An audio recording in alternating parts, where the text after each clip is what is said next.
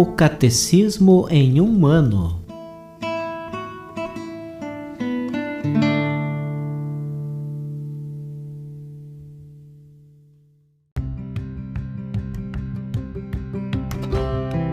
Olá, eu sou Yuri, seminarista da Diocese de Ponta Grossa, Paraná. Você está ouvindo o podcast O Catecismo em um ano. Vamos ler todo o Catecismo da Igreja Católica ao longo de 365 episódios.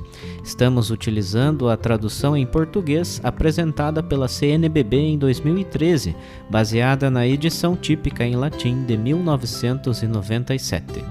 Baixe o plano de leitura por meio de um link que você encontra na página do Instagram O Catecismo em um ano ou na descrição desse podcast.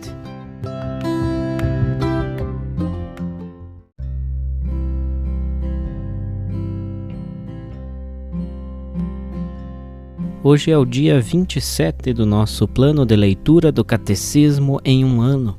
Nós estamos na primeira parte do Catecismo, a profissão de fé, na segunda sessão, que trata sobre a profissão de fé cristã e os símbolos da fé, e daremos início hoje à leitura do capítulo 1º desta segunda sessão, sendo que faremos a leitura dos números 198 a 202.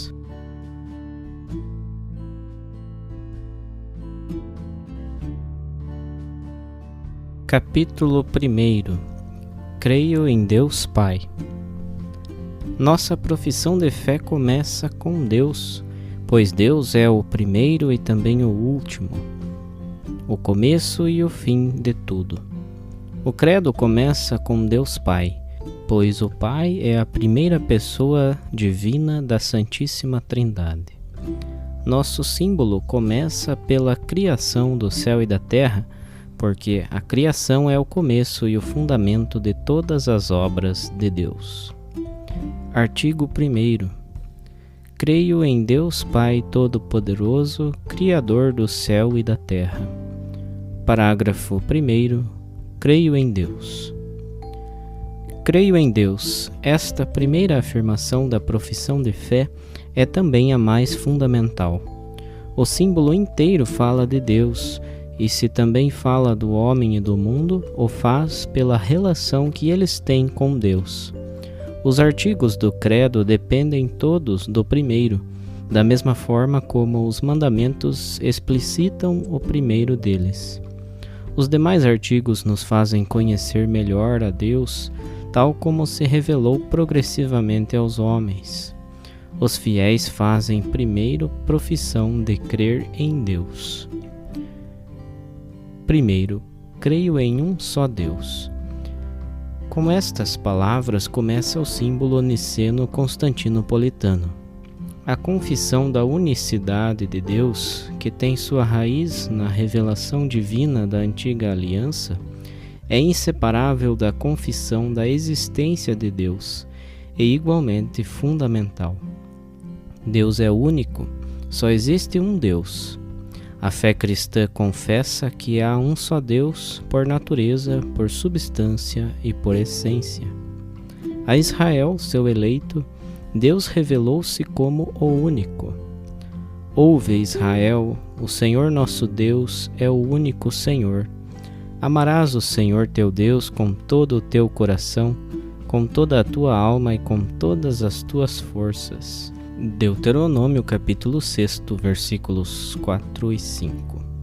Por meio dos profetas, Deus chama Israel e todas as nações a se voltarem para Ele, o único.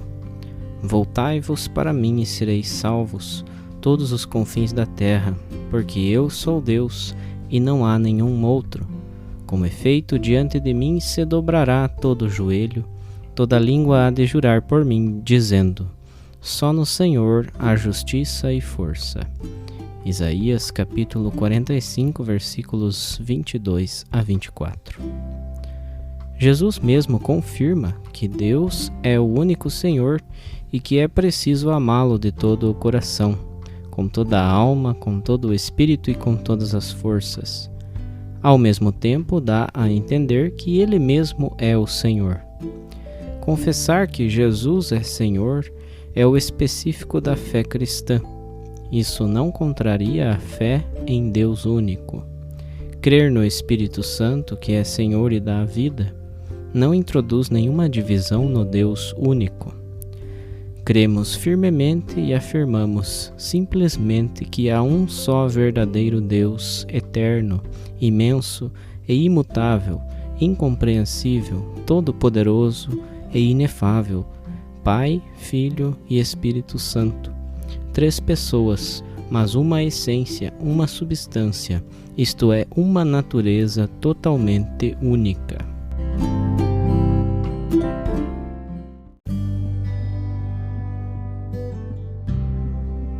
Para a nossa reflexão adicional sobre o tema de hoje, vamos ouvir a leitura de mais alguns trechos de uma catequese do Papa Bento XVI, por ocasião do Ano da Fé.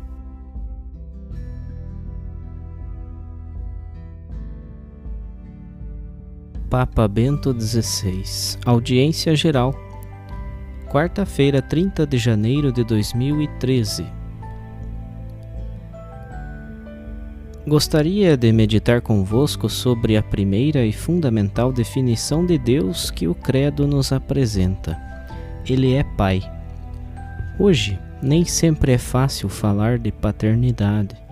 Sobretudo no mundo ocidental, as famílias desagregadas, os compromissos de trabalho cada vez mais exigentes, as preocupações e muitas vezes a dificuldade de adaptar os balanços familiares e a invasão distraída dos mass media no interior da vida cotidiana são alguns dos numerosos fatores que podem impedir uma relação tranquila e construtiva entre pais e filhos.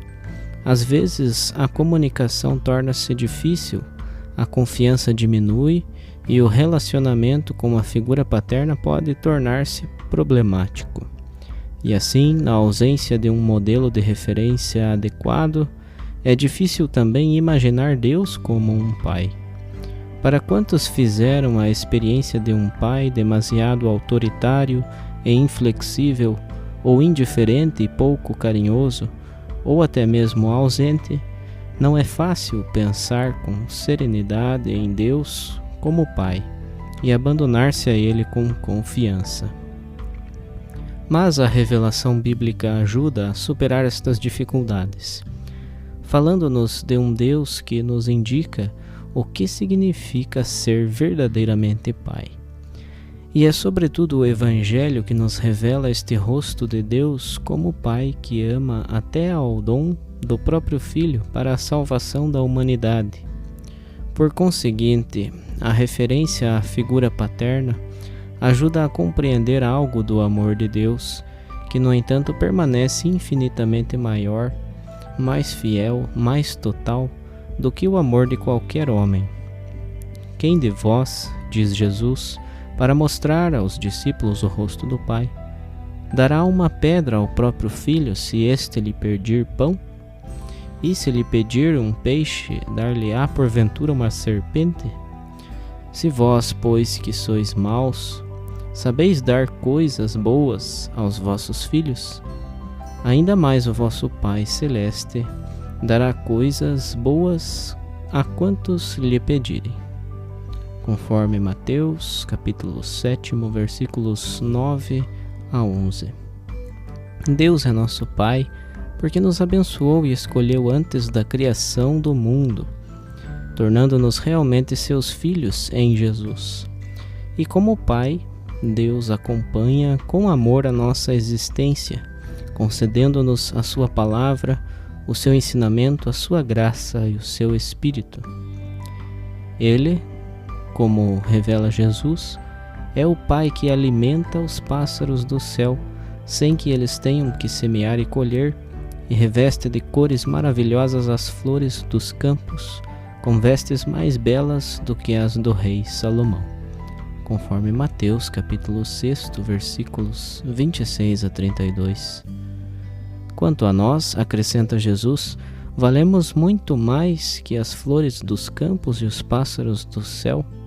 E se ele é tão bom a ponto de fazer nascer o sol tanto sobre os maus como sobre os bons, e chover sobre os justos e sobre os injustos, poderemos sempre, sem medo e com confiança total, confiar-nos ao seu perdão de Pai quando erramos o caminho. Deus é um Pai bom que acolhe e abraça o filho perdido e arrependido. Conforme Lucas capítulo 15, versículos 11 e seguintes. Dá gratuitamente àqueles que pedem, e oferece o pão do céu e a água viva, que faz viver eternamente. Por isso, o orante do Salmo 27, circundado pelos inimigos, assediado por malvados e caluniadores, enquanto procura a ajuda do Senhor e o invoca, pode oferecer o seu testemunho cheio de fé, afirmando: o meu pai e a minha mãe abandonaram-me, mas o Senhor socorreu-me.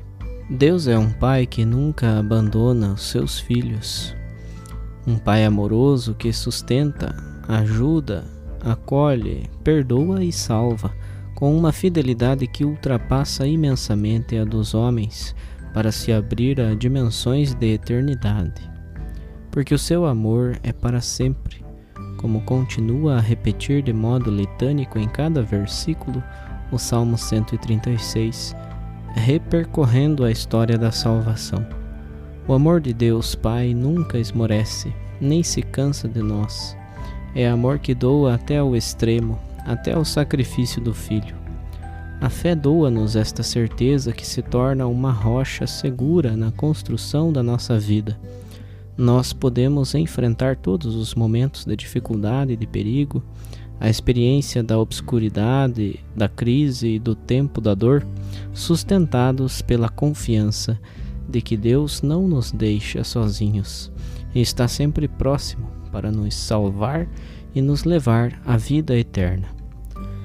É no Senhor Jesus que se mostra plenamente o rosto benévolo do Pai que está nos céus. É conhecendo-o que podemos conhecer também o Pai. É vendo-o que podemos ver o Pai, porque Ele está no Pai e o Pai está nele. Conforme João capítulo 14, versículos 9 e seguintes. Ele é imagem do Deus invisível, como define o hino da carta aos Colossenses, primícias de toda a criação, primogênito daqueles que ressuscitam dos mortos, por meio do qual nós recebemos a redenção, o perdão dos pecados e a reconciliação de todas as coisas, dado que resgatou com o sangue da sua cruz tanto as coisas que estão na terra como aquelas que estão nos céus. Conforme Colossenses capítulo 1, versículos 13 a 20. A fé em Deus Pai requer que acreditemos no Filho sob a ação do Espírito, reconhecendo na cruz que salva a revelação definitiva do amor divino. Deus é nosso Pai, oferecendo-nos o Filho. Deus é nosso Pai, perdoando o nosso pecado e levando-nos àquela alegria da vida ressuscitada. Deus é nosso Pai, doando-nos o Espírito que nos torna filhos e nos permite chamar-lhe, na verdade, Abba, Pai, conforme Romanos capítulo 8, versículo 15. Por isso Jesus, ensinando-nos a rezar, convida-nos a dizer: Pai Nosso. Então a paternidade de Deus é amor infinito, ternura que se debruça sobre nós, filhos frágeis, necessitados de tudo. O Salmo 103, o grande cântico da misericórdia divina, proclama: assim como um pai tem piedade dos seus filhos, do mesmo modo o Senhor tem compaixão daqueles que o temem, porque Ele sabe do que somos feitos e não se esquece de que somos pó. É próprio da nossa pequenez, a nossa frágil natureza humana, a nossa caducidade que se torna apelo à misericórdia do Senhor, para que manifeste a sua grandeza e ternura de Pai, ajudando-nos, perdoando-nos e salvando-nos. E Deus responde ao nosso apelo, enviando o seu Filho, que morre e renasce para nós. Entra na nossa fragilidade e realiza aquilo que o homem sozinho nunca poderia levar a cabo. assume sobre si mesmo o pecado do mundo como Cordeiro inocente e volta a abrir-nos o caminho rumo à comunhão com Deus, tornando-nos verdadeiros filhos de Deus. É ali, no mistério pascal, que se revela em toda a sua luminosidade o rosto definitivo do Pai. E é ali, na cruz gloriosa, que se verifica a manifestação completa da grandeza de Deus como Pai Todo-Poderoso. Mas poderíamos interrogar-nos como é possível pensar num Deus Todo-Poderoso contemplando a cruz de Cristo? Este poder do mal que chega ao ponto de matar o Filho de Deus?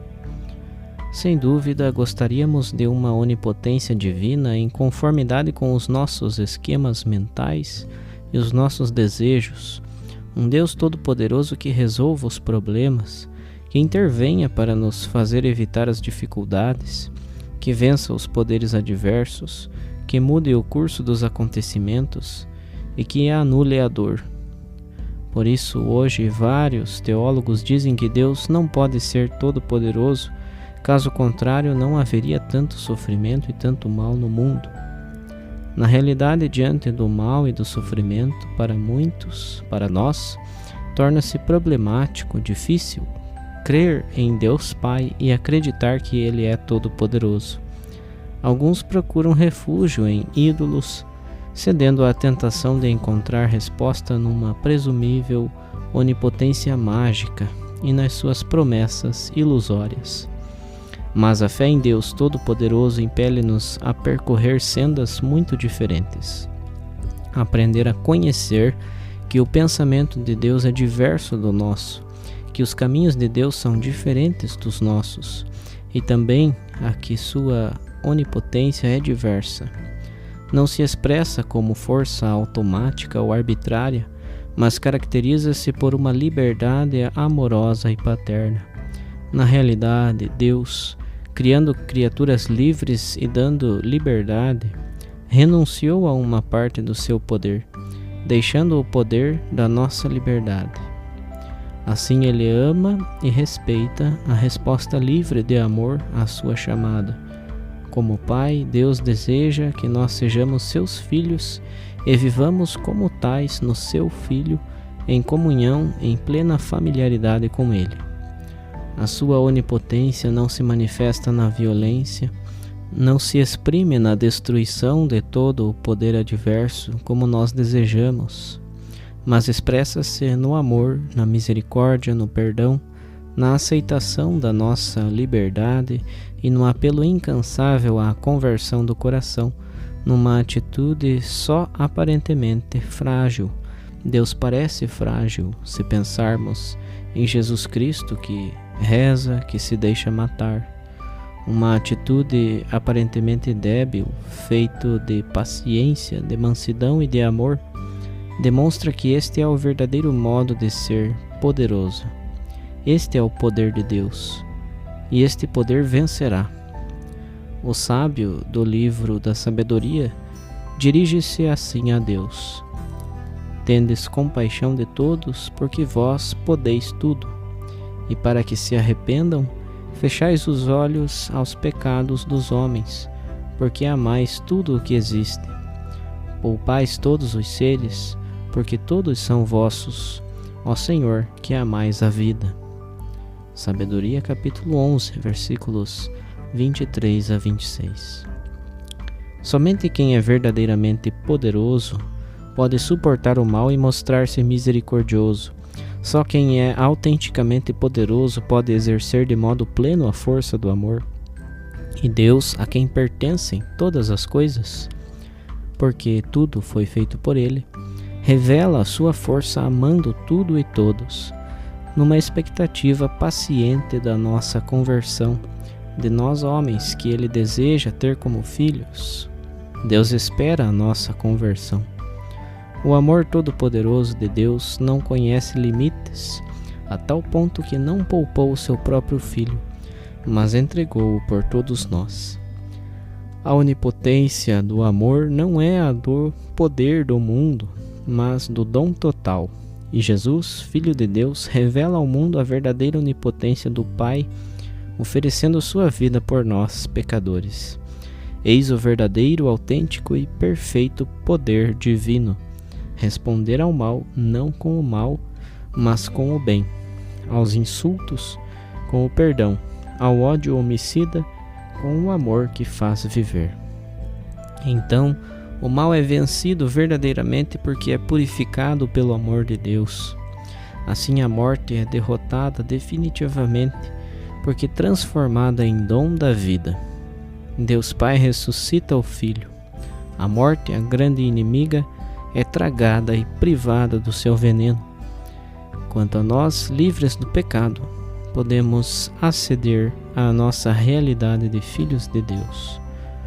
Portanto, quando afirmamos creio em Deus Pai Todo-Poderoso, nós expressamos a nossa fé no poder do amor de Deus, que no seu Filho morto e ressuscitado derrota o ódio, o mal e o pecado, abrindo-nos a vida eterna, a vida dos filhos que desejam permanecer para sempre na casa do Pai.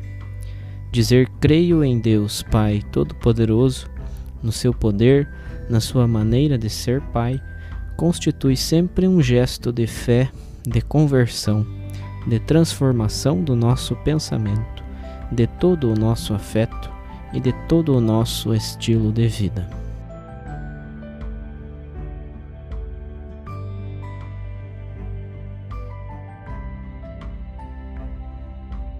Os textos das catequeses papais encontram-se na íntegra no site da Santa Sé, vatican.va.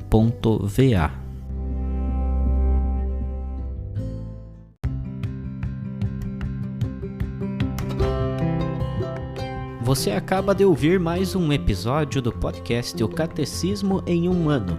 Continue nesse bom propósito de aprofundar o conhecimento e a vivência da fé católica e procure participar da sua comunidade. Rezemos por todos que estão fazendo esse caminho de leitura do Catecismo. Até amanhã!